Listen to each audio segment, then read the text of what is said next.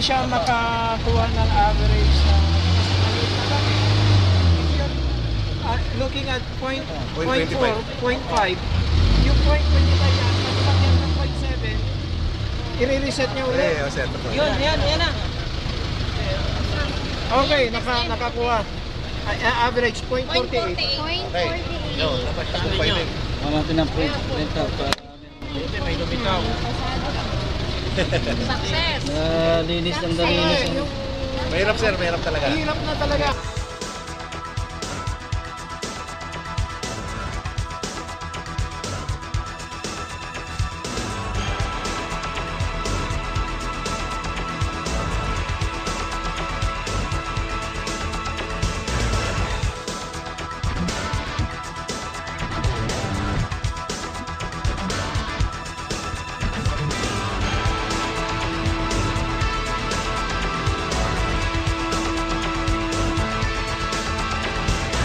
Dito na, kahit no matter how i-press niya, 1.5 naglalaro sa 1.5, naglalaro sa 2. Yung sa rates na yun. Yun ang paliwanag natin mamaya. Kasi kung natin yung print. Yung print. Yun nga, Kasi yung print ang evidence. hindi siya makapag-print. Itong huling-uli niya is 1.35. Ang acceleration niya is yung katulad doon kanina. Ngayon, anong final na average ng ilalagay? Ito ay hindi tayo makapag-print dito. We really have to print. Kulang siya ng 3 pa. So ito, pag i-continue ba natin ito? Sige, i-continue na lang natin. 1.35 para lang makapag-print. Kasi kung hindi makapag-print to, wala tayong basihan. Parang walang nangyari ulit. Di ba? Bakit naman nawala ang pag-print? Hindi niya makuha yung plus 0.25 at saka minus 0.25. Dapat magkakadikit. Alay, yun na ulit natin. Ano? 1.6. 1.6. Bati.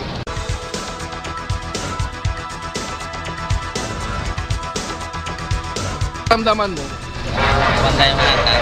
Tapos mabango yung usok. Mabango yung uso? Hindi, yung sa hatak. Okay naman. Medyo Ano siya, medyo guminhawa. ginawa siya. Ayos na yung takbo sir.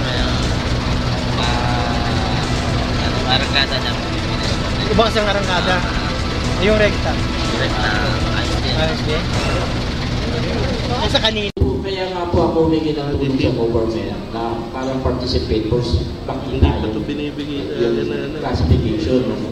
Kasi sa ngayon po ay ginagamit na po namin ng nagtiwala.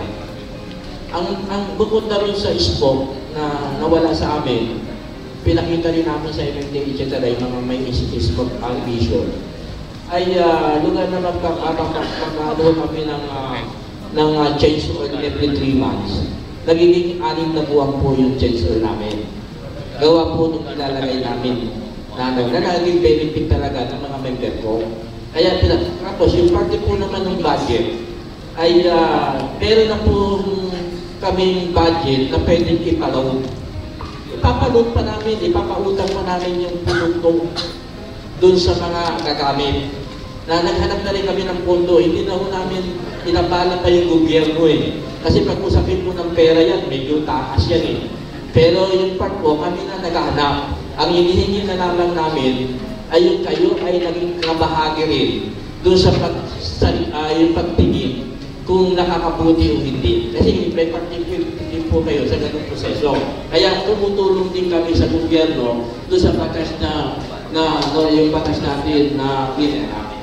Kaya medyo may nakita na kami at saka karandaan po dito ay ito po ay gawang Pinoy at Copras po yung ang pinakaano dito, kaya hindi magkakaroon talaga ng problema doon sa parte ng makina. Salamat po kayo, friend, at napakaganda na ginawa ng inspection na makakatulong naman sa taas po. Pero huwag naman sana sakto lang. Kaya kailangan open po sa lahat. Through sa pinaka-children yan, para naman makatulong sa lahat na hopefully, ang maski na dito po lang sa NCR, kung meron sa kanya, teka, how much will it cost?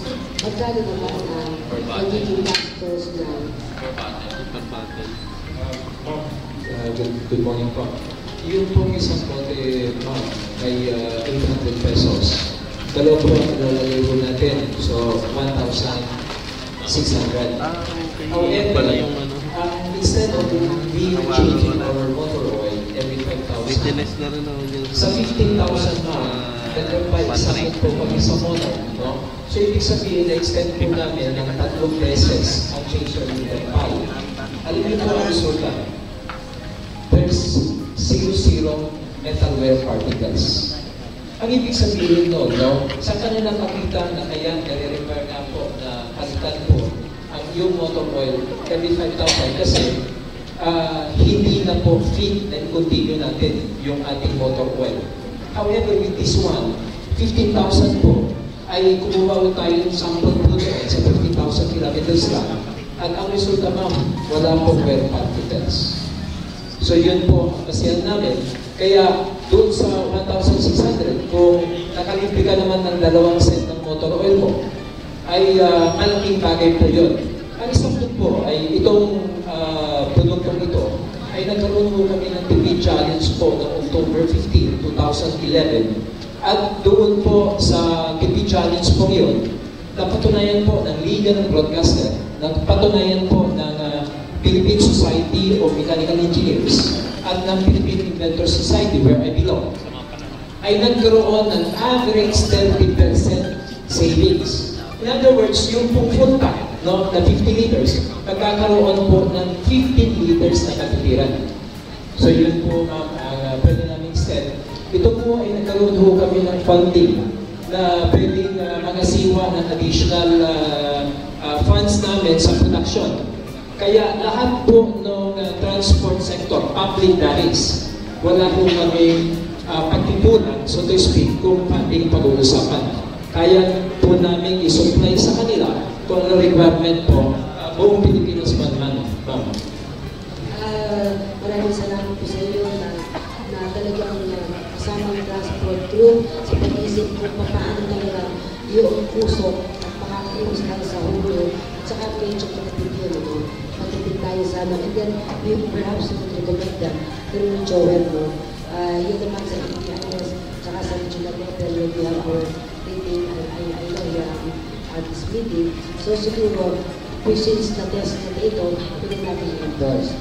So, may we hear from others kung meron tayo dito sa face out ng AUP dito, siguro, Roma, hindi po natin pag-usapan dito because the private is with us now. Wala tayong representative ngayon kasi sa kailangan talagang sila ang sasagot sa inyo. Yung mga test namin yung mga jeepney kahapon, ilan ba yung na-test natin? Bali, 6. Oh. 6 po yung test namin kahapon pag using the IC Green. Before and after yung testing, ang laki po ng ibinaba ng reading po sa sa usok.